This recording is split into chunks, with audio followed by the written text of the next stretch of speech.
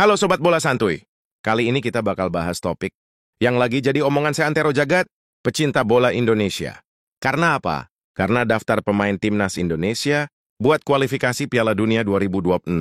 Baru aja dirilis bro.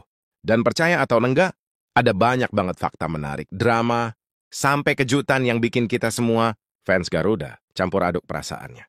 Ada yang seneng, ada yang kaget, ada juga yang geleng-geleng sambil mikir, ini Kluivert serius apa ngeprank sih? Show, siap-siap. Karena daftar ini bukan cuma sekadar list pemain, tapi juga cerita besar tentang arah baru timnas. Patrick Kluivert, sang pelatih baru, ternyata langsung nunjukin taringnya. Dari 28 pemain yang dipanggil, dia bikin langkah berani. Mencoret beberapa bintang andalan yang biasanya jadi wajah utama timnas. Nama-nama kayak Marcelino Ferdinand, Mace Hilgers, Ivar Jenner, Asnawi Mangkualam, Pratama Arhan, sampai Adrian Wibowo, semuanya nggak diajak. Wah! Kayak ngelihat line-up Mobile Legends, tapi hero favorit kita malah di-ban semua. Pertanyaannya, apakah ini keputusan penuh perhitungan, atau malah eksperimen gila ala mode karier FIFA? Tapi kalau dicermati, pemanggilan ini ada pola menarik banget. Dominasi pemain abroad. Dari 28 pemain, 16 main di luar negeri. Gila nggak tuh? Timnas Indonesia sekarang makin kelihatan elit, karena hampir separuhnya nyari nafkah di luar negeri. Saya ibaratnya, timnas sekarang udah kayak campuran nasi padang sama pizza Italia, unik, tapi bisa bikin kenyang banget kalau porsinya pas. Dari negeri kincir angin alias Belanda, kita punya Dean James, Justin Hubner, Mauro Zylstra, Miliano Jonathans, dan Nathan Chow-Aon. Kalau dilihat, hampir kayak skuad mini Oranje. Cuma bedanya mereka pakai Garuda di dada. Dan nggak bisa dipungkiri, ada sentuhan Kluivert vibes di sini. Kan pelatihnya juga legenda Belanda. Jangan-jangan. Kluivert lagi bikin timnas versi Belanda cabang Asia Tenggara nih.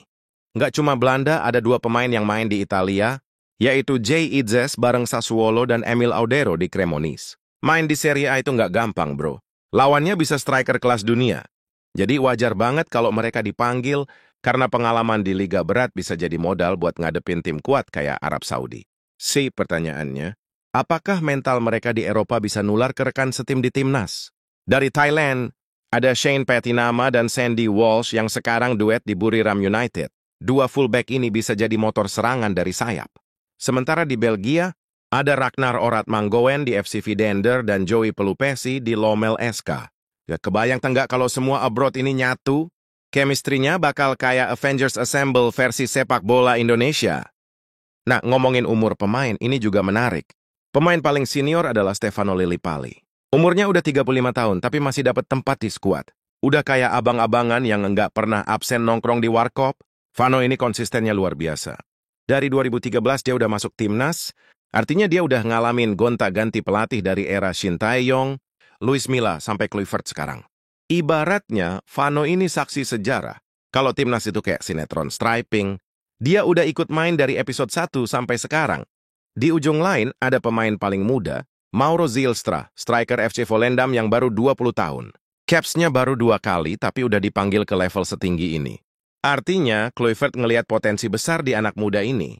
Mungkin aja Mauro bakal jadi the next rising star. Atau bisa jadi butuh waktu adaptasi dulu, biar nggak jadi beban di lini depan. Nah, kalau kita bahas caps alias jumlah penampilan, jangan salah. Si paling senior Lillipali ternyata bukan si paling sering main. Gelar itu jatuh ke tangan Rizky Ridho. Di usianya yang baru 23 tahun, dia udah punya 46 caps sejak debut di 2021. Gila, itu artinya hampir tiap kali timnas main, dia selalu ada.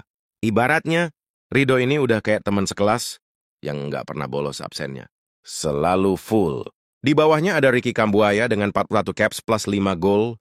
Ricky ini kayak mesin diesel, pelan di awal tapi begitu panas, sulit dihentikan. Fans juga tahu kalau Ricky punya insting gol yang lumayan buat ukuran gelandang. Jadi kalau ada momen timnas buntu, Ricky bisa jadi pemecah kebuntuan.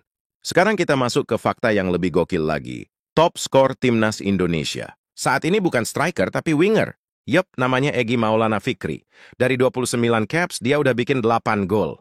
Lebih banyak dari striker murni kayak Ramadan Sananta yang punya 6 gol. Shrew bisa dibilang Egy ini winger rasa striker.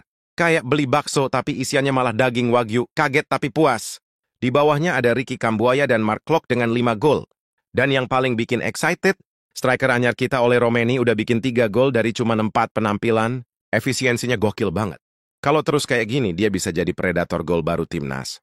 Bayangin kalau duet Egy sama Ole Klopp bisa jadi duet paling ngeri se-Asia Tenggara. Nah, sekarang kita bahas bagian paling kontroversial. Patrick Kluivert manggil dua pemain yang baru pulih dari cedera, Marta Paes dan Ole Romani. Padahal keduanya belum main lagi di level klub setelah cedera. Ini keputusan berani atau malah gambling ala main judi kelereng di kampung? Banyak yang khawatir karena match fitness mereka belum kembali. Main bola itu bukan cuma soal sembuh dari cedera, tapi juga soal ritme, stamina, dan feel di lapangan. Kalau belum dapat itu bisa bahaya. Tapi di sisi lain, mentalitas dua pemain ini bisa aja jadi faktor pembeda. Kadang pemain lapar main justru bisa kasih energi ekstra buat tim. Kesimpulannya bro, daftar 28 pemain ini benar-benar penuh drama. Ada dominasi pemain abroad, ada generasi muda kayak Mauro, ada veteran kayak Vano, ada top skor bukan striker, dan ada juga comeback dari cedera. Semua campur jadi satu. Tinggal gimana Kluivert nyusun puzzle ini jadi tim yang solid. Kios, apakah eksperimen ini bikin kita makin dekat ke Piala Dunia? Atau malah bikin kita pusing 7 keliling? Tanggal 9 dan 12 Oktober 2025 bakal jadi ujian besar. Lawan Arab Saudi dan Irak itu bukan main-main. Dua tim ini udah langganan main di Piala Dunia. Kalau Garuda bisa ngimbangin apalagi menang, mimpi ke Piala Dunia 2026 makin nyata.